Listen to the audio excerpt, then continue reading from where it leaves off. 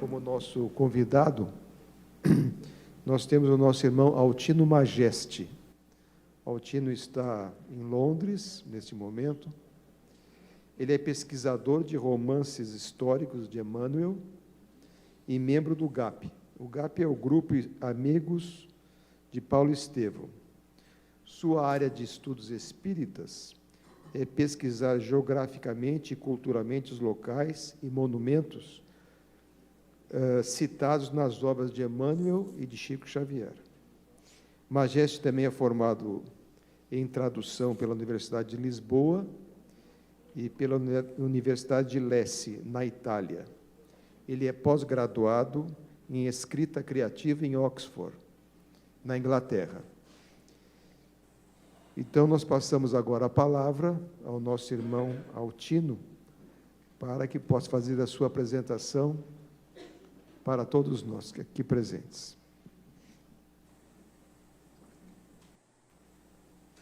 Meus queridos amigos, é uma alegria sem fim estar aqui mais uma vez, nesse conversando sobre espiritismo. Agradeço a vocês a gentileza, a paciência e a caridade de me ouvirem. E dá sempre um frio na barriga quando a gente vem falar, não é? Ainda mais ao lado de Divaldo, na Mansão do Caminho, sendo apresentado pelo Mário, sendo traduzido e interpretado pela Jane, com a Monique e o Júnior, essa equipe maravilhosa que está por trás. A gente se sente um pouco inseguro. É a segunda vez que eu venho aqui, e na primeira vez eu achava que essas dificuldades seriam assim porque era a primeira vez, mas não é não. É a segunda vez e continua pior. Obrigado a Divaldo, a toda a equipe que nos recebe e que nos acolhe. É uma alegria muito grande realmente estar aqui para falar um pouco sobre espiritismo, e espiritismo também é literatura. Literatura que educa, literatura que evangeliza.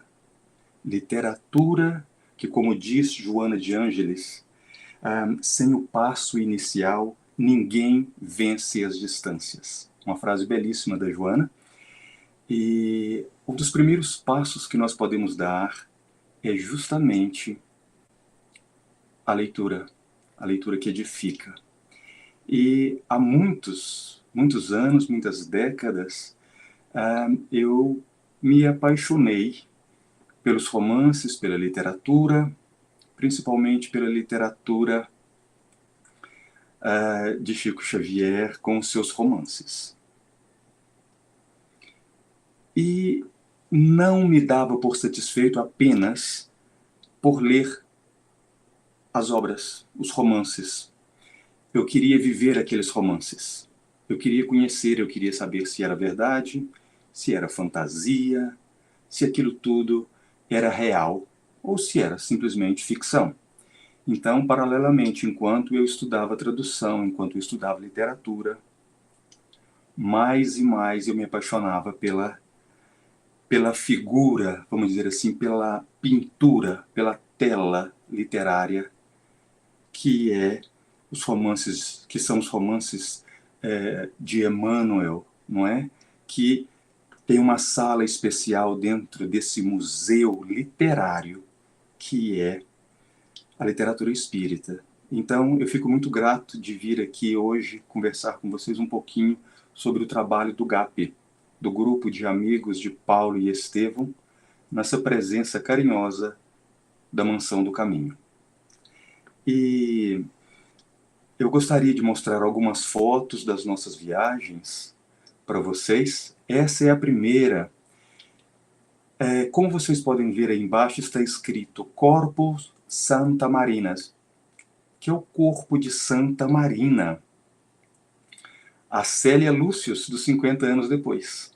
Se vocês lerem lá na introdução, na contracapa, está escrito que a história é verdadeira, embora o dedo do homem tenha alterado datas. E, de fato, esse é o corpo do irmão Marinho, da Célia Lúcius, que está na Chiesa de Santa Maria Formosa, em Veneza, onde nós do GAP fomos viajar, fomos pesquisar e constatar essa riqueza literária da obra de Chico Xavier através do Espírito Emmanuel.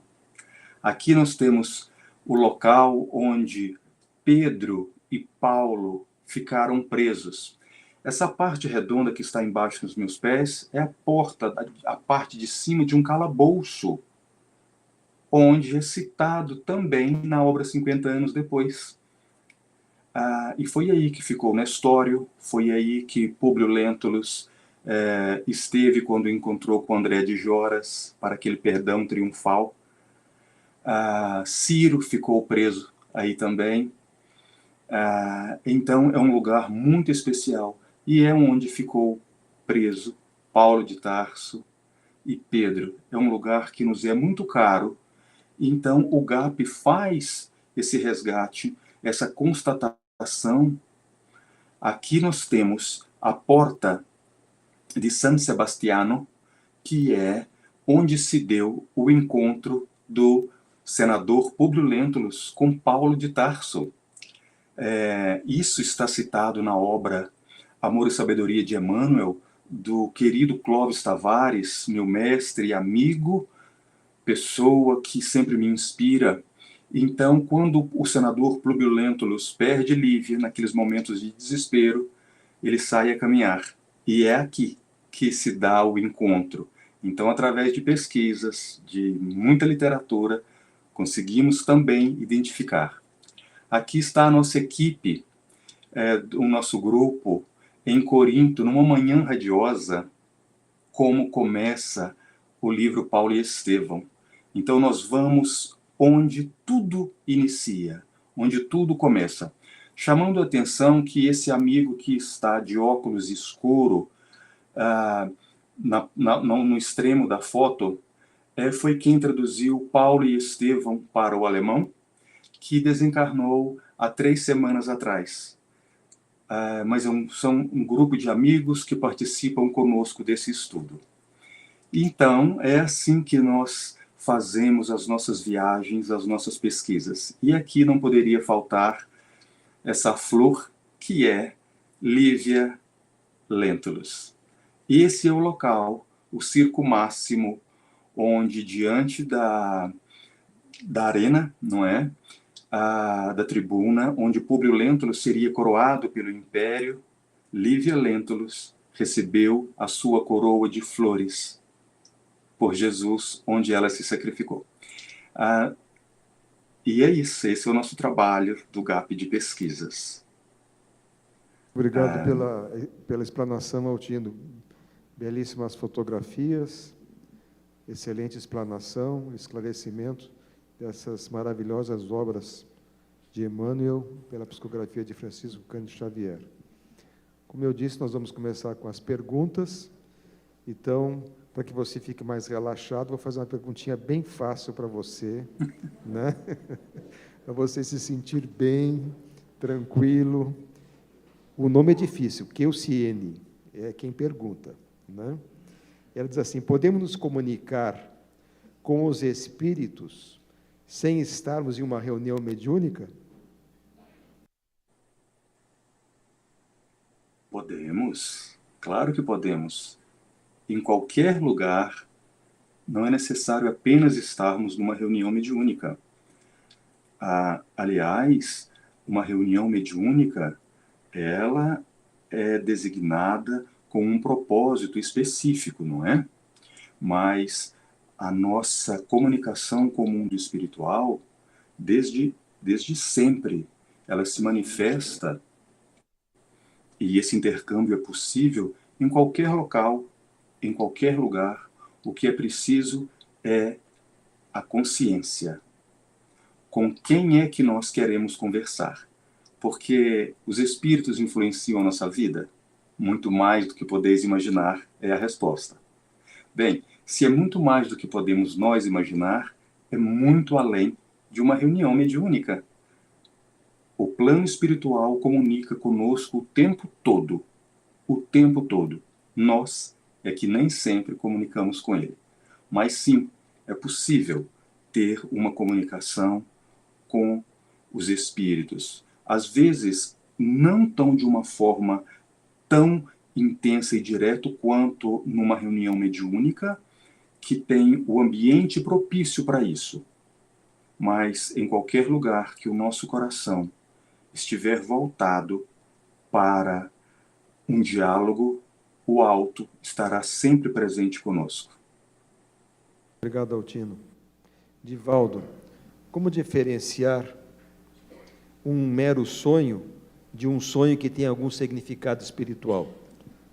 É uma atividade muito difícil, porque todos os fenômenos psíquicos passam pelo inconsciente.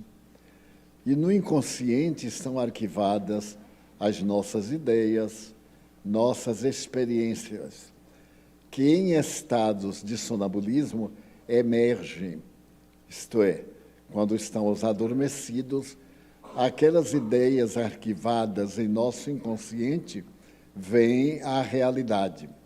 Há, no entanto, não cientificamente, uma maneira fácil de distinguir-se.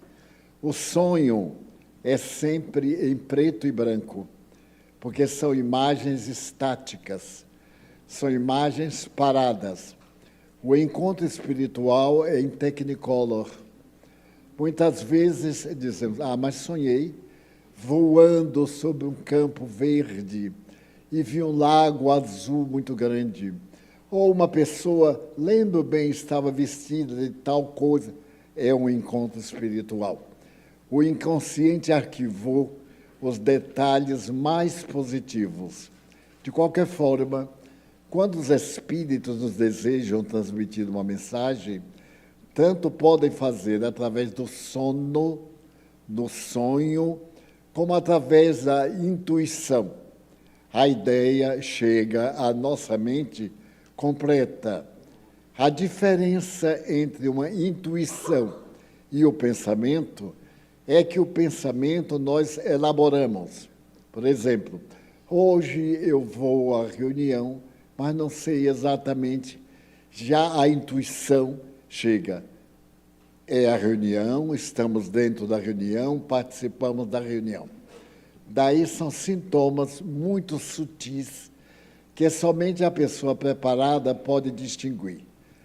Mas, na maioria das vezes, os sonhos são mesmo de ordem orgânica, como asseverava Freud. E a maioria deles está ligada aos nossos conflitos, aquilo que nós acalentamos, arquivamos, ambicionamos, ficam no inconsciente, nessa parte do cérebro inferior. E na hora do sono, quando esse inconsciente volta à ação, ele joga na consciência essas imagens. Seja, porém, qual for um sonho, um sono de natureza espiritual, nós distinguiremos pelo conteúdo. Se o conteúdo for habitual, repetitivo, é do inconsciente. Se for um diálogo, uma notícia, uma informação, será do nosso superconsciente, quer dizer, será um estado de encontro espiritual. Obrigado, Divaldo. Altino, uma pergunta pública aqui presente. Como faço para me sentir mais próximo de Deus? Que pergunta profunda. Não sei se teria uma resposta tão à altura. Mas, dentro daquilo que eu tenho lido, daquilo que eu tenho vivido, e citando Paulo de Tarso, que é a vida que eu tenho lido e seguido com muito afinco, ele disse que entre ele e o Cristo havia um abismo, e era preciso transpor esse abismo para se aproximar de Jesus, para se aproximar de fato de Deus. E ele vai ao encontro das pessoas. Então, se nós quisermos nos aproximar de Deus, nós temos que nos aproximar do próximo. daquele que está bem próximo. Porque não tem como entendermos só a beleza do fruto se a gente não procurar a grandeza da raiz. Então não tem como separar que apenas Deus está lá em cima, isolado, num lugar inalcançável. Isso não é assim. Deus não está lá, Deus está aqui. E para tocarmos, para sentirmos esse Deus, para nos aproximarmos de Deus, é preciso que nós nos aproximemos do próximo. Aproximando do próximo, nós conseguimos silenciar, termos tolerância, nos educar. É preciso desenvolvermos em nós o respeito pelo próximo, para que nós possamos respeitosamente nos aproximarmos de Deus. E nós temos que ter muita consciência de que Deus nós queremos nos aproximar. Daquele Deus que criou os homens ou do Deus que os homens criaram. E isso é muito significativo, porque nós temos buscado nos aproximar hoje em dia de um Deus de barro, de um Deus de ouro, de um Deus que tem muitas curtidas, de um Deus que tem muitos seguidores. Mas será que eu curto Deus? Será que eu sigo Deus? Então nós precisamos saber disso. Mas se Deus é um caminho, é uma estrada, o próximo é cada passo que nós damos. Se nós quisermos de fato nos aproximarmos de Deus, nos aproximemos daquele que tem fome, daquele que não tem o que vestir, daquele que, mesmo tendo o que vestir e tendo o que comer, está nu espiritualmente, que está faminto de luz. Quando nós fizermos isso, nós perceberemos que nós não estaremos perto de Deus, mas nós sentiremos que Deus sempre esteve perto de nós. Muito obrigado, Altino, pela resposta. Divaldo, qual o conselho que você poderia dar para os pais e as mães de crianças autistas? Inicialmente, lembrar que o autismo não é uma doença. O autismo é uma síndrome. É resultado do fenômeno da concepção. Portanto, as suas raízes estão nos genes. E nós deveremos cuidar do autista entrando no mundo dele, sem pretender que ele entre em nosso mundo. Ele tem reações próprias, que se derivam de encarnação anterior. Então, existem alguns sintomas característicos que nós poderemos evitar para uma boa convivência. Primeiro, não reagir, agir, falar baixo, evitar qualquer tipo de discussão. A visão do autista é uma bem diferente da visão do indivíduo chamado normal. O autista é portador de valores muito grandes, uma excelente memória, uma inteligência muito lúcida. Porém, como o autismo é uma provação do espírito que, em encarnação anterior, se comprometeu mentalmente, é necessário compreender que ele tem uma visão algo distorcida da nossa visão. Mas com um pouco de paciência, atendendo às suas necessidades, o autista pode ter uma vida quase idêntica à denominada habitual. Neste momento já existem autistas que ganharam o prêmio Nobel em várias ciências. E o autismo, que foi muito bem identificado a partir dos anos 30 do século passado, porque antes era confundido com hebefrenia, isto é, esquizofrenia dos jovens. Não é um transtorno esquizofrênico, é um desvio de interpretação dos fatos. O mundo do autista não é exatamente igual. A afetividade é muito especial. O autista ama, porém, ama a seu modo. Não é como indivíduo assim, eu lhe amo. E toda hora tem palavras, tem dificuldade para interpretar simbologias. Normalmente não mente, porque não sabe criar ideias. Então, lidar com um autista, quando está numa aura fácil, porque tem os graus diferentes, até ao autismo da agressividade, que aí necessita tratamento psiquiátrico bastante severo para acalmar. E sentir quase que um orgulho de ter um filho autista que se torna um excelente companheiro. Obrigado, Divaldo, pela resposta. Altino, uma pergunta que nos chega aqui de Tânia, pelo YouTube. Pode atualmente um espírito ter a sua primeira reencarnação no planeta Terra?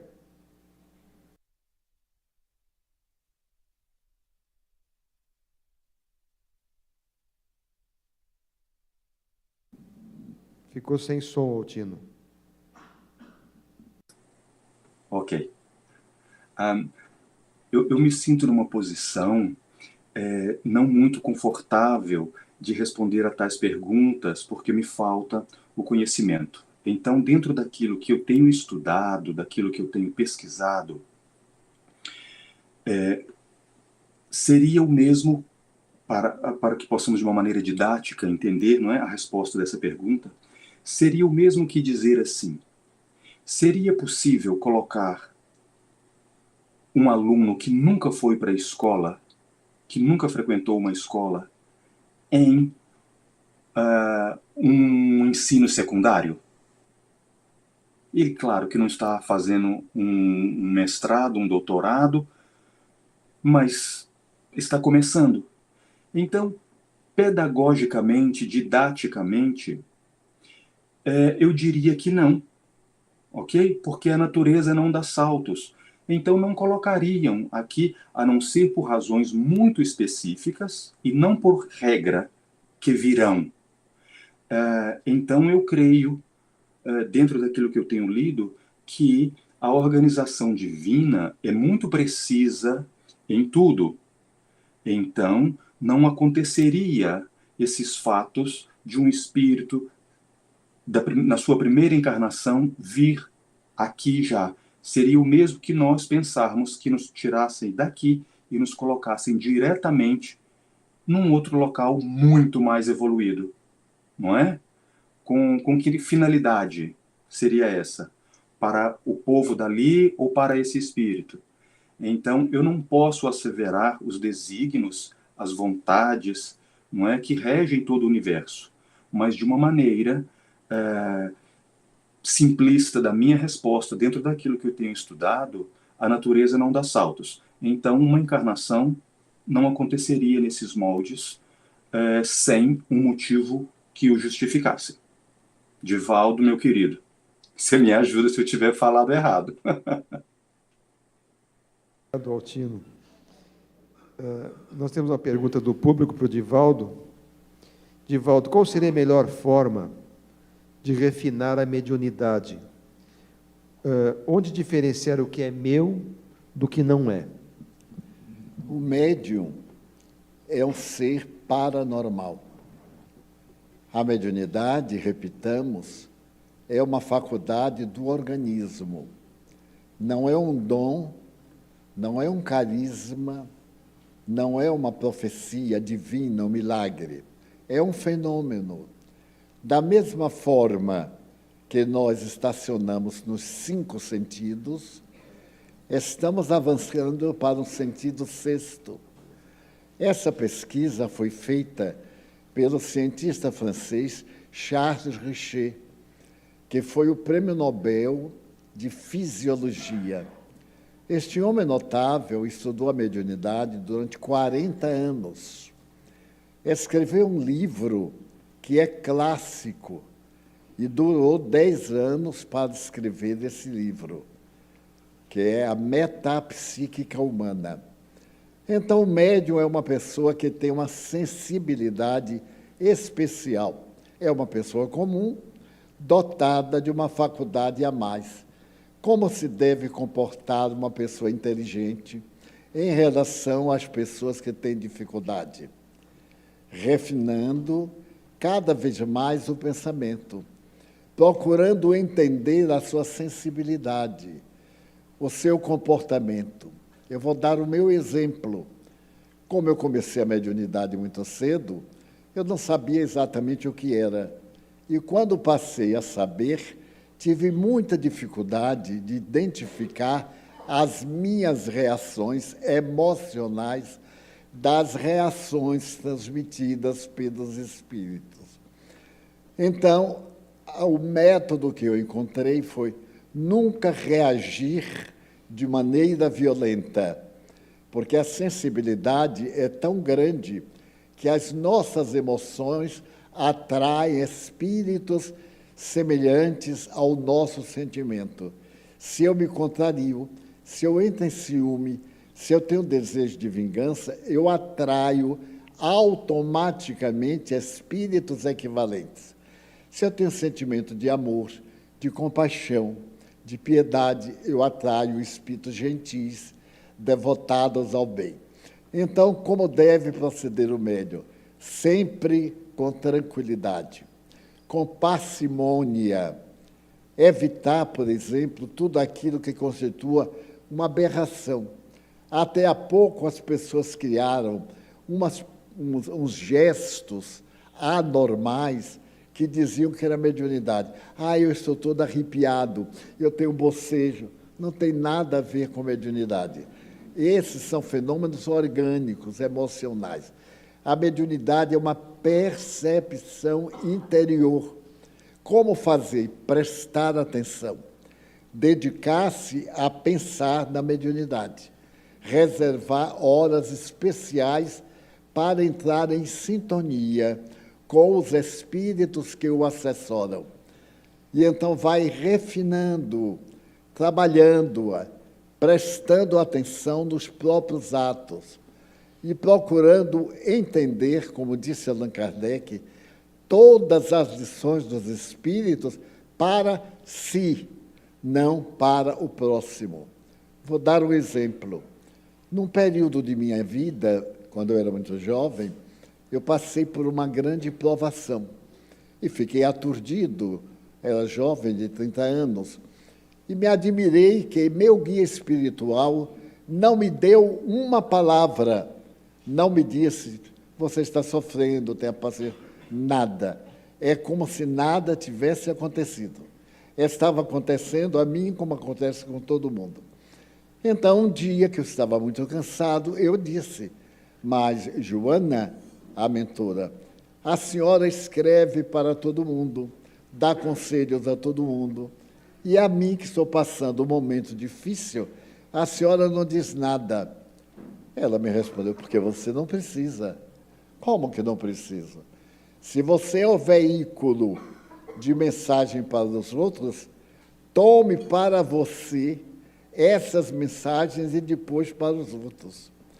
Porque o fato de ser médium, você não é um privilegiado para ter direito àquilo que os indivíduos normais não possuem. Então, serenidade. Não revide mal por mal. Tenha paciência. O que está lhe acontecendo é uma provação.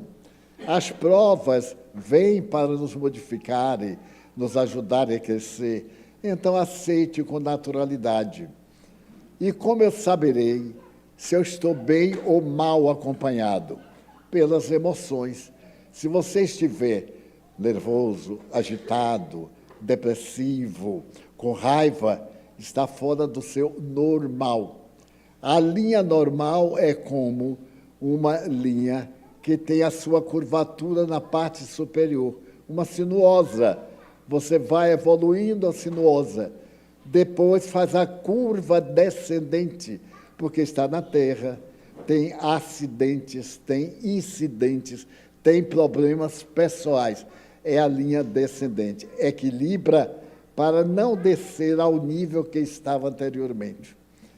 E mesmo que desça, nunca descer aquém do seu estado, digamos, do dia de ontem. Eu então comecei a examinar como são as minhas reações, o que é que eu gosto, o que é que não me faz bem, o que me é simpático. E então, com facilidade, em pouco tempo, passei a distinguir quando estou sob a ação dos bons, dos maus espíritos, ou quando é o meu temperamento, quando sou eu, as minhas paixões. Então, a mediunidade é semelhante a um violino muito delicado. Não se tocará o violino nas primeiras manifestações. Aprenda a discernir as notas e tocá-las com muito cuidado. Nós vivemos momentos que não temos tido oportunidade. A vida é muito agitada, muito problema, muita perturbação, e ficamos atordoados nisso, captando o que é ruim, o que é depressivo, e cheios de problemas egóicos. O médium tem que renunciar ao ego.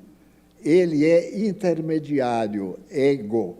Ele está no meio como médium. Ele tem a meta e a fonte onde nascem as ideias. Daí é relativamente fácil, como relativamente fácil é educar, e difícil manter a educação. Todo indivíduo que sentir a presença dos espíritos é médium, diz Allan Kardec textualmente. Dessa forma, ele pode produzir na mediunidade muito bem, se aprender a ouvir, além dos ouvidos convencionais. Então, se torna para ele muito bem a captação do fenômeno mediúnico, e ele distinguir as ideias que lhes são familiares e as ideias que vêm do mundo espiritual.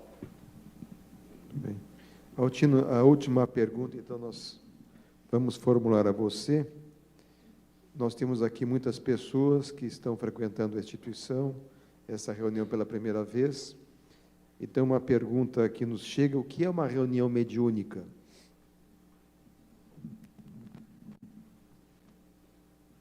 Desligado o microfone. Ok. O que é uma reunião mediúnica? Uma reunião mediúnica é o local preparado onde as pessoas, os médiums, vão para servir. Não apenas para serem servidos, não para colher informações do mundo espiritual. É um momento de cirurgia da alma, e muitas vezes as pessoas pensam que os médiuns estão participando de uma reunião mediúnica única e exclusivamente para atender aos espíritos, sem saber que são eles que estão sendo atendidos. Então, não há nada de excepcional numa reunião mediúnica. Não há ritual numa reunião mediúnica. Trata-se de um estudo muito sério, muito dedicado, onde é necessário uma disciplina intensa, uma preparação muito maior e antes da reunião acontecer, porque uma reunião mediúnica, ela poderia dizer que é aquele momento em que os atletas terminam ou fazem uma corrida, mas o treinamento é muito longo, é no dia a dia. Então, eu entendi o porquê da pergunta, o que é uma reunião mediúnica, mas nós não podemos ter essa fixação de que uma reunião mediúnica é algo isolado da vida de quem participa de uma reunião mediúnica. A reunião mediúnica, de fato, ela é aquela que começa depois da reunião mediúnica dentro da sala. Porque é ali que nós vamos colocar em prática os conselhos, as diretrizes, aquele conselho ou aquela opinião que foi dada por este ou aquele espírito. Enquanto se está numa reunião mediúnica, é muito bom estar ali e nós ficamos leves, ficamos participativos, envolvidos naquele ambiente. Mas e quando saímos dali? Então, todos aqueles que pensam, que querem, que gostariam de vir participar de uma reunião mediúnica, leiam muito, estudem muito, e não achem e não pensem que vão encontrar nada de excepcional ou de diferente ali dentro, a não ser muito silêncio, muito respeito e sentindo-se na condição. Eu acho que é uma das condições em que o ser humano, que o espírita, se coloca na condição de dizer aquilo que Maria disse: Senhor, eis aqui o teu servo. E colocar-se à disposição para trabalhar. Reunião mediúnica não é fofoca, não é bisbilhotagem, não é interesses mesquinhos, não é fenomenologia. Reunião mediúnica é trabalhar com Jesus entre os dois planos, sem esquecer que o nosso plano é esse aqui. Então nós não podemos querer viver no mundo espiritual o tempo todo, esquecendo que as nossas obrigações ainda estão presas à matéria. Nós não somos desse mundo, é verdade, mas nós estamos nesse mundo. E nós não podemos esquecer disso. Então, muitas pessoas têm se preocupado com reunião mediúnica, o que acontece numa reunião mediúnica, e esquecendo que mediunidade se manifesta todos os dias, em todos os lugares. Então, não nos esqueçamos disso. Quando formos para uma reunião mediúnica, leiamos, estudemos, nos preparemos e nos coloquemos à disposição e estejamos dispostos, porque a reunião pode durar 1 hora, 1 hora e meia. A sua prática são 24 horas por dia. Muito obrigado, Altino. Vamos agora ao intervalo. Vamos agora, então, à segunda parte da nossa reunião. Eu agradeço muito a participação do nosso irmão Altino Majeste. Lembremos que Londres é mais 5 horas, né? Então, lá é madrugada do dia de amanhã, e ele fez esse grande sacrifício para estar conosco aqui nesse horário. A equipe técnica da Mansão do Caminho, ali presentes o Sérgio e o Júnior, também a nossa tradutora de Libras do dia de hoje, que é a Jane, né? Agradecemos aqui o público presente, que nos assiste, e aqueles que remotamente também participam conosco das nossas atividades. Agora, então, eu passo a palavra a Divaldo Franco. Todos nós que recorremos ao Espiritismo, trazemos ideias que nem sempre correspondem à realidade. Ouvimos opiniões tão desencontradas a respeito da doutrina que ficamos confusos. O Espiritismo é uma ciência. Tem a sua parte teórica e tem a sua parte prática, como qualquer ciência. A função do Espiritismo é provar a imortalidade da alma.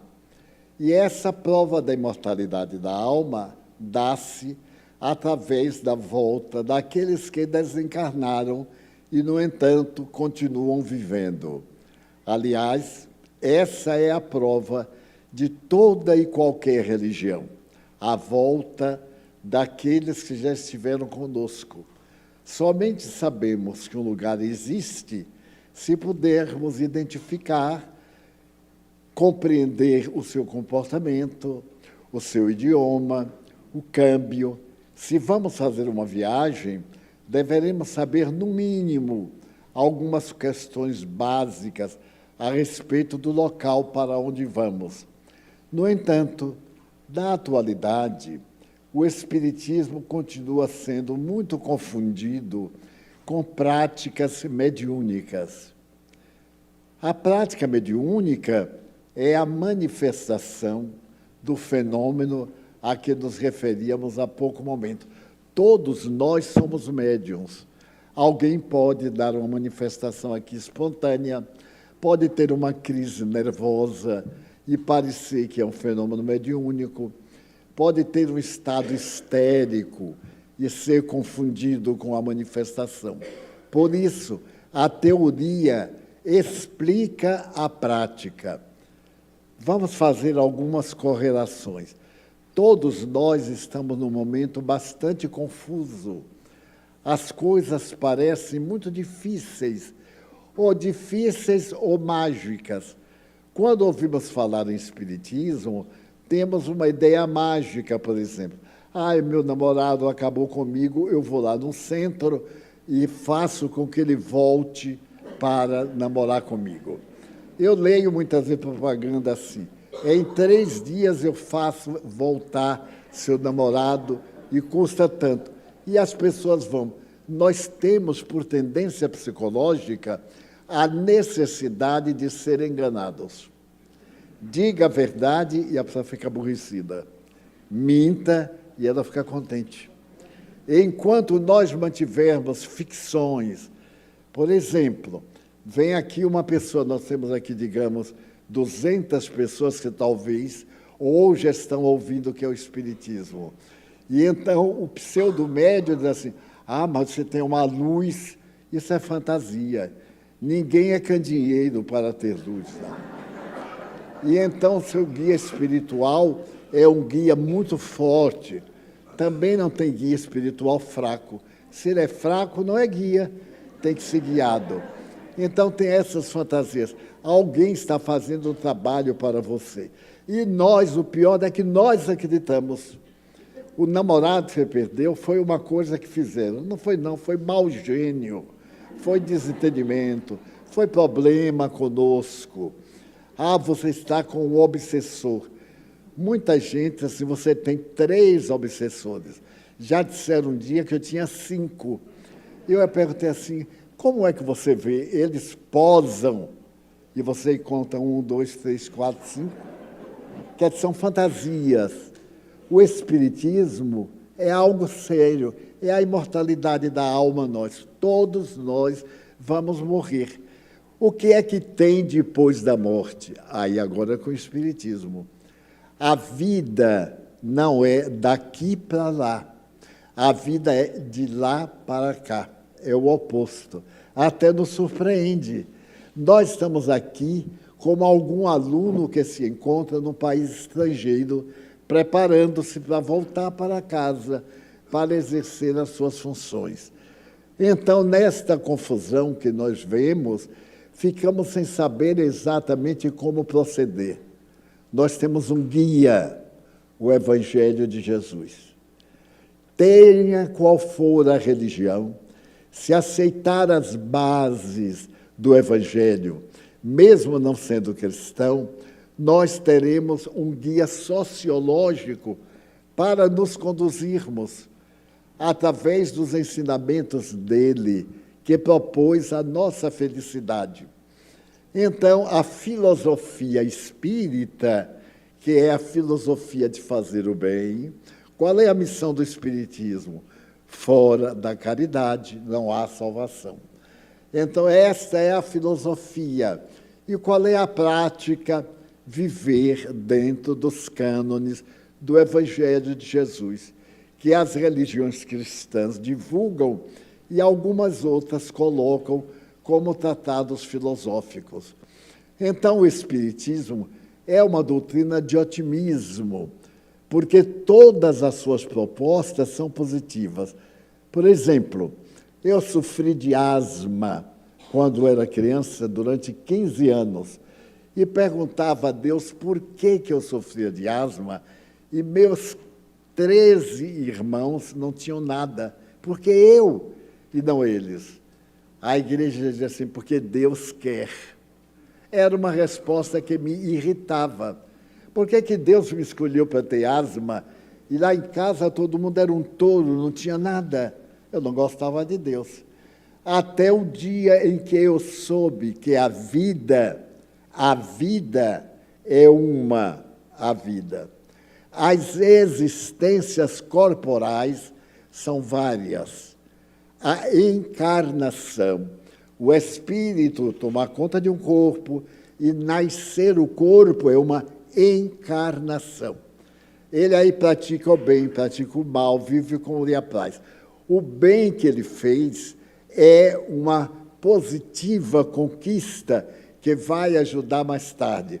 É como fazer o primeiro ano primário com devotamento, treinar a letra, aprender bem o alfabeto, as operações fundamentais.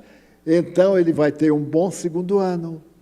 Mas, se por acaso ele está no primeiro ano somente pintando, colorindo, brincando, ele vai para o segundo ano sem nenhuma capacidade de discernir a leitura, o alfabeto, a numeração, que são aqueles que nos levam às operações matemáticas. Desta forma, eu me pergunto muito essa questão. No Evangelho, que muitos aqui ainda não leram, apesar de cristãos, deveriam ler. Dá uma olhadinha, uma hora deixa uma rede social para lá e pega o Novo Testamento desse tamanho ou desse tamanho. Tem de todos os tamanhos. Nos hotéis, a pessoa, antes de dormir, tem sempre ali, de uma organização mundial, o Evangelho gratuito para ler. Vamos ver o que é que Jesus disse? Muitos de nós temos uma religião, mas não sabemos realmente se houve Jesus, se não houve. É uma figura mitológica para a gente. É o Superman da nossa realidade. E o tempo vai passando, de repente vem a dor, um problema, morre uma pessoa querida e a gente cai, porque não nos ocorre que todos nós vamos morrer. Sempre é a morte de alguém. É fulano. Uma vez eu li uma coisa muito interessante de um escritor profano. Ele disse assim, eu peguei hoje a minha caderneta de endereços, porque antigamente todo mundo tinha uma caderneta para os endereços, para anotar. E então fui olhar o telefone de um amigo. Mas quando eu olhei o primeiro nome, eu tomei um choque, era de um amigo que havia morrido. Eu aí risquei. Aí olhei o outro, também tinha morrido. Eu risquei. Aí eu resolvi olhar a caderneta, risquei metade. Metade tinha morrido. Aí eu tive um choque. E disse assim, o próximo sou eu. Que foi, portanto, desagradável. Ele aí foi procurar ver qual é o sentido da vida. E disse, viver é a arte suave de cada dia estar mais perto da morte. Porque a morte não é algo que chega e diz assim, olha, eu vim lhe buscar. E a gente aí conversa com ela, dá um jeito. Há até um caso brasileiro, bem típico, que a morte mandou avisar que ia buscar o cavalheiro. Porque antigamente até a morte era ingênua, ela mandava avisar. Mas como o correio no Brasil nunca foi grande coisa, sempre o telegrama chegava depois que a pessoa morreu. E aí não se preparava. Mas este recebeu o telegrama. E a morte marcava que no dia seguinte ia buscá-lo, às 5 da tarde. Ele ficou desesperado e começou a pensar. A esposa, que a mulher é sempre mais inteligente do que o marido, disse, não tem problema, você raspa a cabeça, raspa a sobrancelha, se ajeita e vai para a festa aqui da casa do compadre.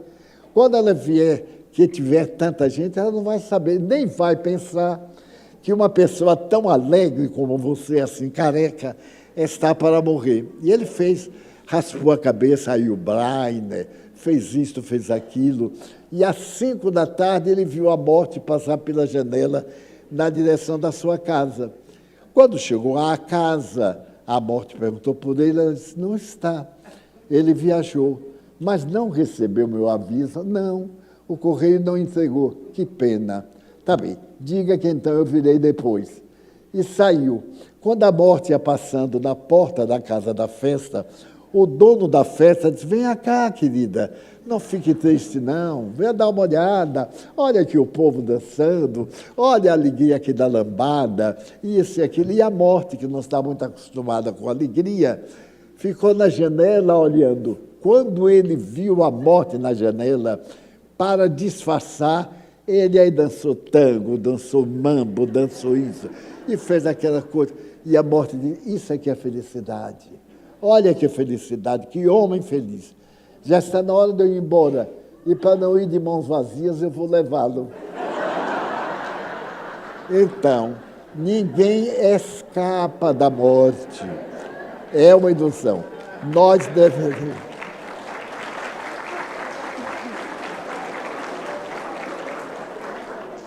Que esse careca não seja algum cabeludo que mais tarde vai ficar careca.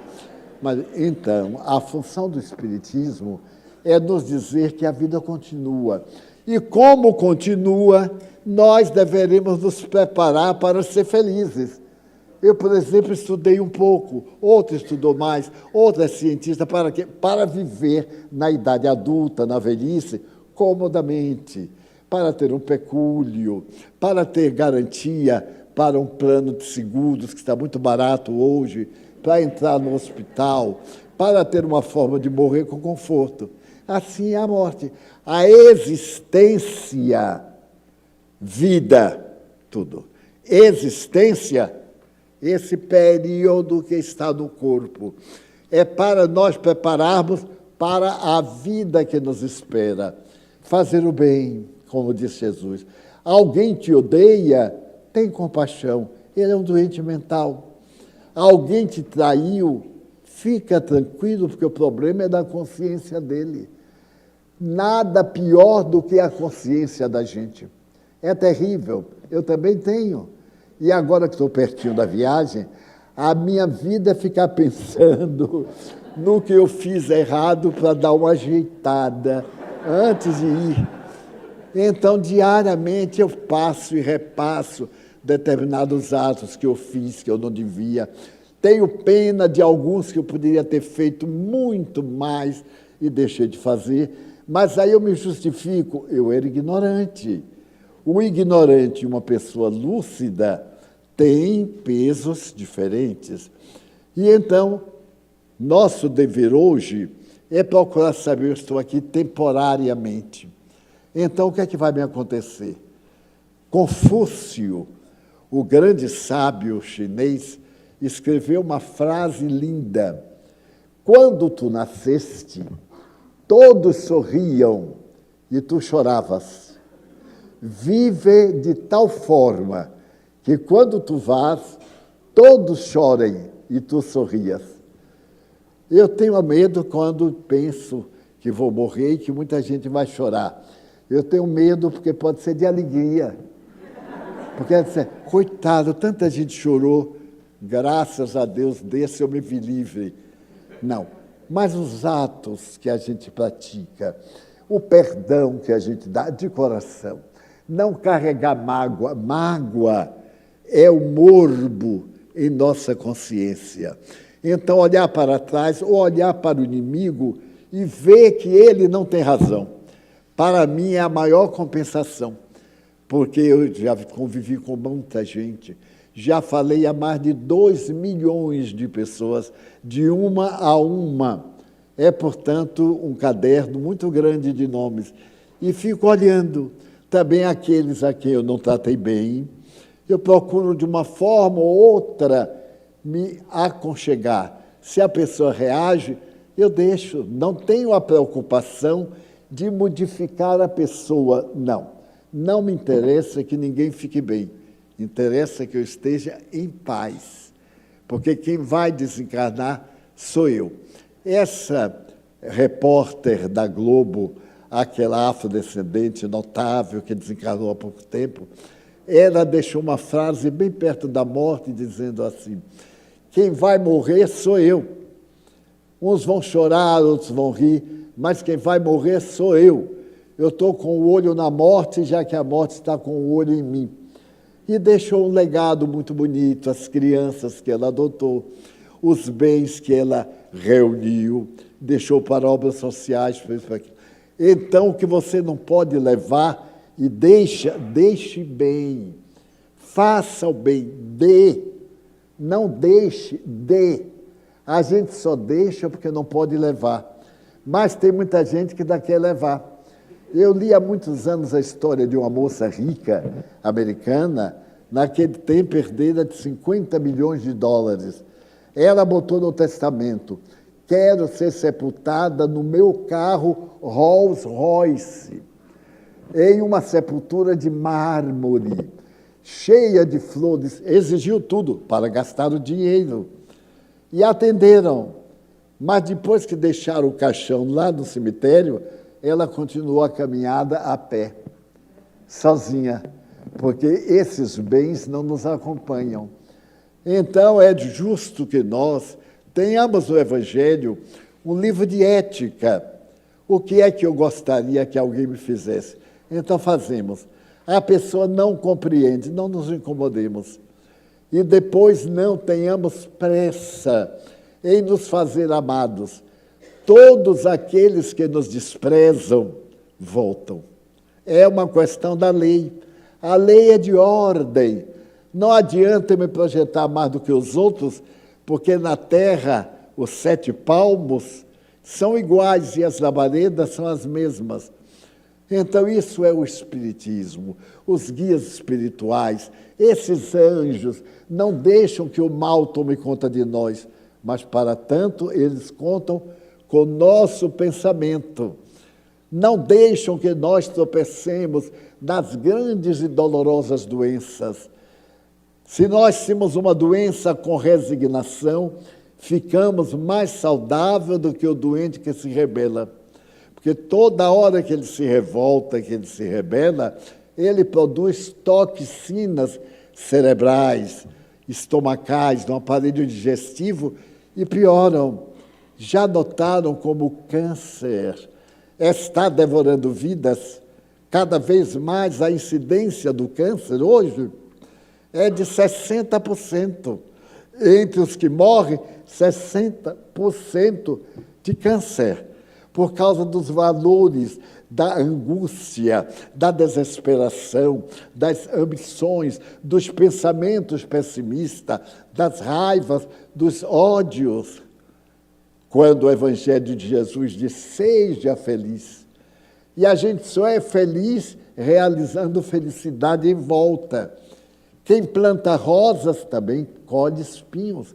É natural em nossa vida de jardim que haja alguns espinhos, mas a gente quebra o espinho e aspira o perfume da rosa.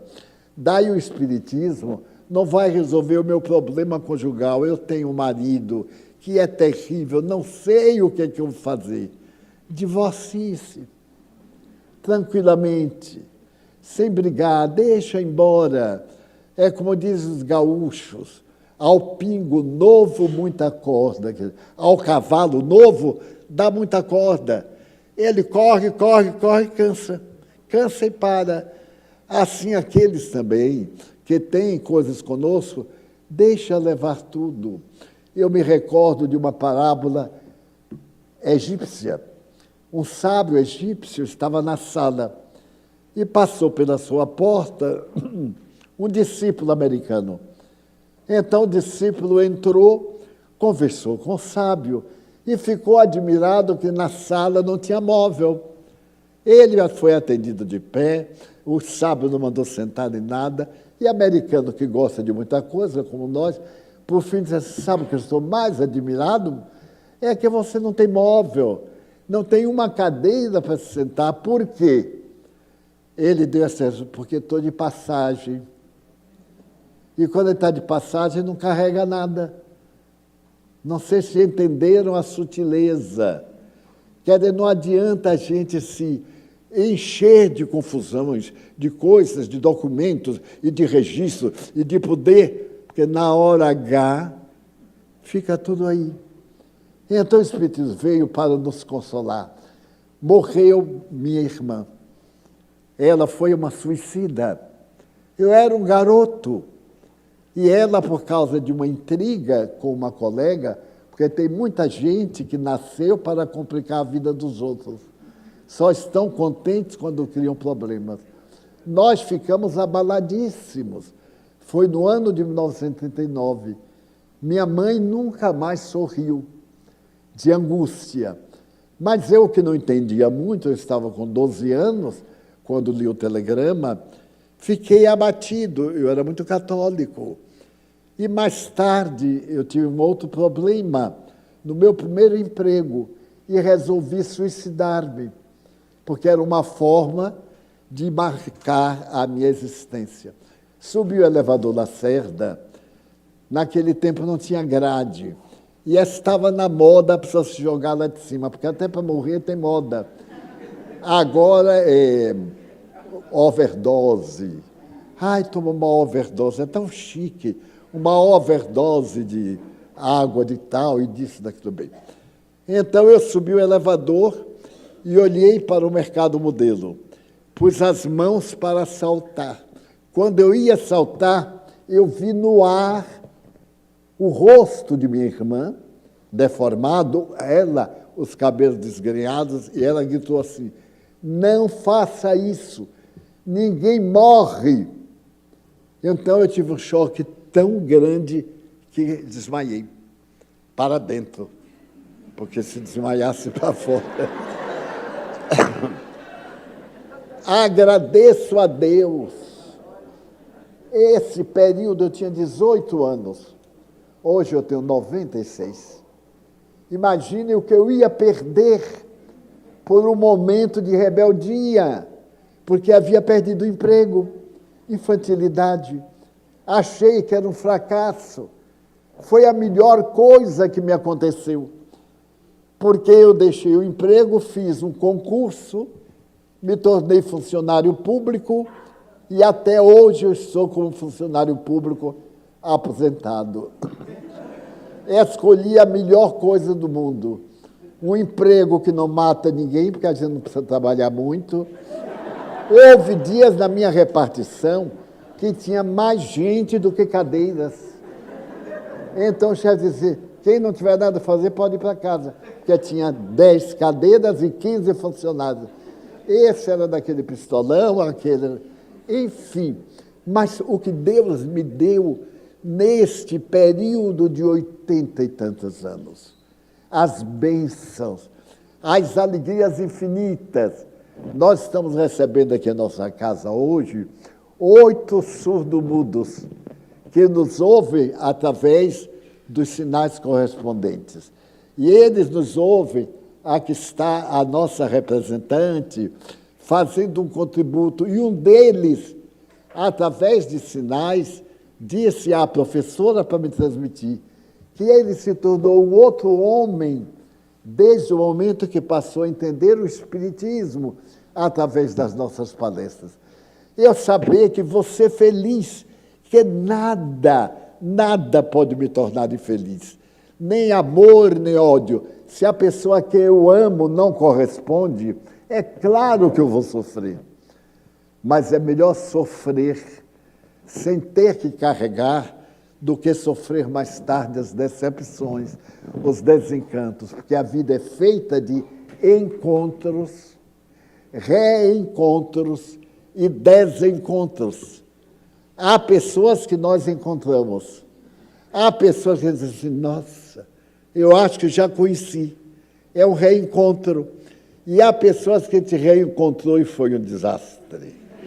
Então, selecionar, para não ser muito longo, sempre que eu me deito, eu digo assim a Jesus, venha me fazer uma visita. Já que eu não posso visitar o Senhor, porque eu estou do nível mais baixo, venha o Senhor visitar-me. E fico na expectativa, e tenho certeza que Ele me visita todas as noites, porque a vida é um campo mental. Tudo que existe são ondas, mentes, vibrações, ideias. A matéria é a energia condensada. Energia é matéria dissociada.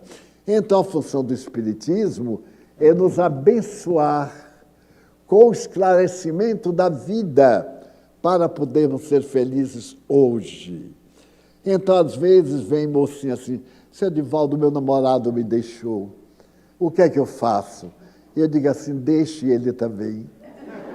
Não fique ligada, não perca seu tempo. Também vem muitos rapazes que se afeiçoam nessa leviandade a determinadas moças. A ela não corresponde a minha expectativa. Que bom que você descobriu isso antes. Já imaginou depois? Então, mesmo a dor, quando vier, agradeçamos, porque ela nos ensina a não repetir o erro. Há muito tempo que eu estava com vontade de dizer essas palavras, especialmente as pessoas que vêm pela primeira vez, que não têm ideia o que é uma sessão mediúnica. É isso que está aqui, com a luz diminuída, orando, pensando em Deus, e alguém entra em fenômeno mediúnico. Então, alguém escreve mediunicamente, alguém pinta, alguém faz uma partitura, alguém escreve um poema ditado pelos Espíritos. Isso é uma sessão mediúnica. Mas como existem espíritos que sofrem, eles vêm lamentar a sua dor. Eu sou um infeliz. Em nossas reuniões, eles chegam desesperados. E alguém faz o papel de terapeuta. Meu irmão, não chore.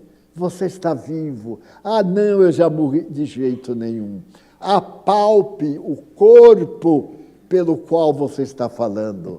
Você é feminino, é masculino? Veja, nós estamos aqui, olhe, observe, este corpo não é seu. É como um clarim, é um instrumento. E então nós confortamos e ele deixa de sofrer. Porque depois de esclarecido, nós mudamos de pensamento. E os guias espirituais pegam-nos e levam para comunidades espirituais. Nossos filhinhos que morreram pequeninos, que dor terrível, que bênção. Porque toda morte prematura é o fim de provas.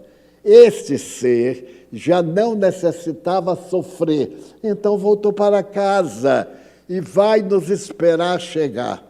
Vou concluir com um fato que se deu comigo e minha mãe. Eu sou muito ligado à minha mãe, sem questão freudiana. Éramos muito unidos, conversávamos muito, e ainda hoje. E eu tive um sonho. Eu sonhava que chegava a um lugar, era um jardim muito bonito, e aí encontrava. Então ela me disse, Di, estamos esperando você. Eu estava lúcido e perguntei, chegou o momento da minha morte? Ele está perto, meu filho. Eu vou até lhe mostrar aonde você vai ficar.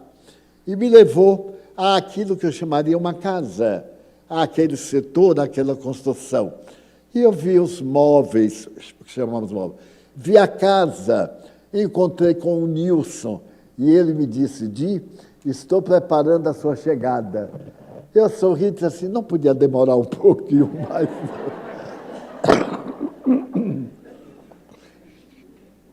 Ele disse, pode. Os bons espíritos estão examinando se já acabou sua prova, as minhas experiências, ou se você ainda pode ser útil a você mesmo, porque nós somos úteis a nós próprios. Daí a pouco, minha mãe chegou e me levou até a porta. Havia um lírio plantado, com a flor aberta numa tonalidade azul. Eu me sentei num tipo de banco que era anatômico. Eu me sentei e ele tomou a forma dos meus quadris. Muito confortável. Minha mãe sentou. E aqui estava o lírio como esta flor. Conversando com minha mãe, eu disse assim, mãe, eu sinto tanta saudade da senhora, dos seus conselhos. Eu disse, mas meu filho, você tem Jesus. Ele está acima. Minha mãe era muito sábia. E ele permite que eu tome conta de você. Não fique com saudade. em breve estaremos juntos. É uma questão de tempo. Eu então me comovi e tossi. Eu tenho uma tosse clássica de outra encarnação até hoje. Ela então disse assim: aspire o perfume desse lírio. Eu me voltei, peguei o lírio e aspirei. Quando eu aspirei, ele se diluiu e entrou pelas fossas nasais, como se fosse um Vic Vaporub. Percorreu o corpo. Eu me olhei, me vi luminoso, como um certo modelo de anatomia que se vê as veias e as artérias. Assim eu me vi. Aí olhei para a mãe e vi que a haste do lírio estava baixa. Eu digo assim, que pena. Ela disse, não, aqui não se destrói nada. Olhe bem. Eu fiquei olhando para a haste e a haste começou a crescer e o lírio apareceu. Aqui não existe morte e destruição. Tudo é vida. Você ganhou uma moratória. Vai ter mais algum tempo. Aí eu acordei. Acordei, ganhei a moratória. E estou aqui.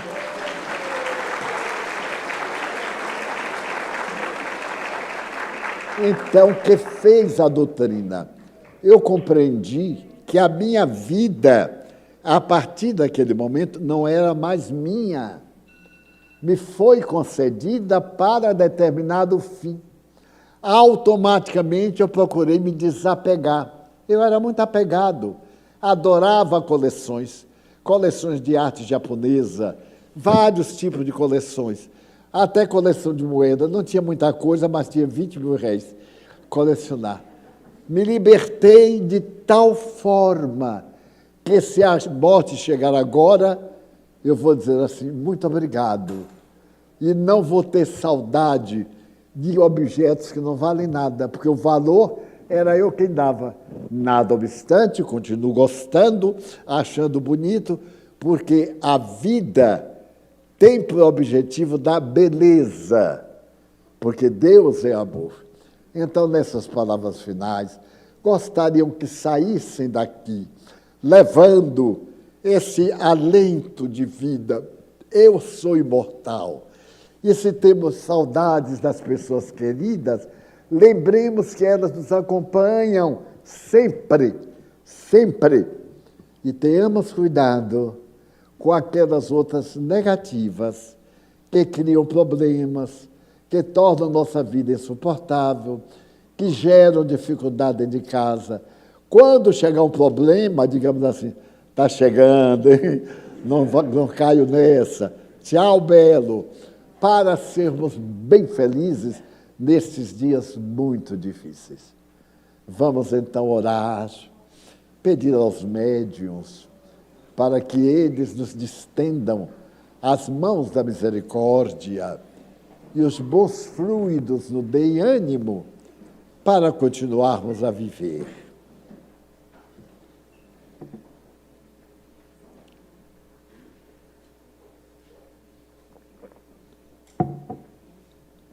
Nosso Divino Mestre Jesus, amigo incomparável, sentimos o teu alento.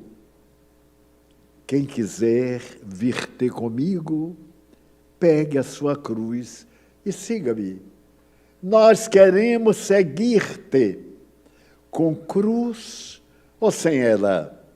Seguir-te com alegria, a alegria imensa de te conhecermos. Então, abençoa os companheiros de mediunidade, que são os teus veículos, que nos vêm derramar vibrações abençoadas.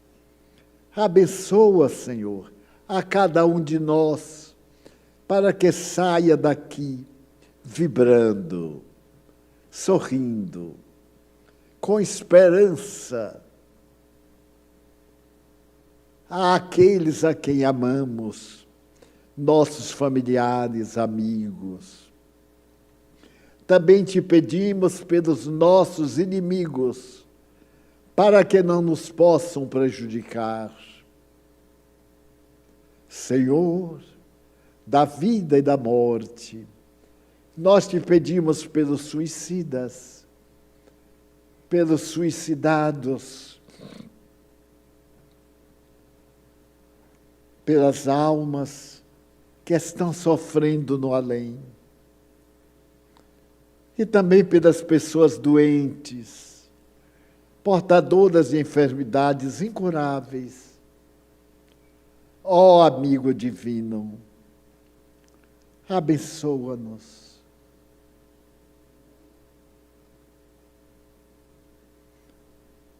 Abençoa nossa casa, nosso templo de amor. Abençoa Jesus, nossos diretores, frequentadores, clientela, para que sejamos uma família de amor universal. Abençoa também aqueles que maldizem a vida, que estão a um passo do desespero. Abençoa nossos ouvintes e telespectadores.